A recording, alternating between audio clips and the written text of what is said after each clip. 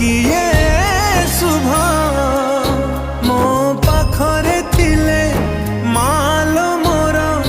हजारे लाभ तो पड़ते अच्छी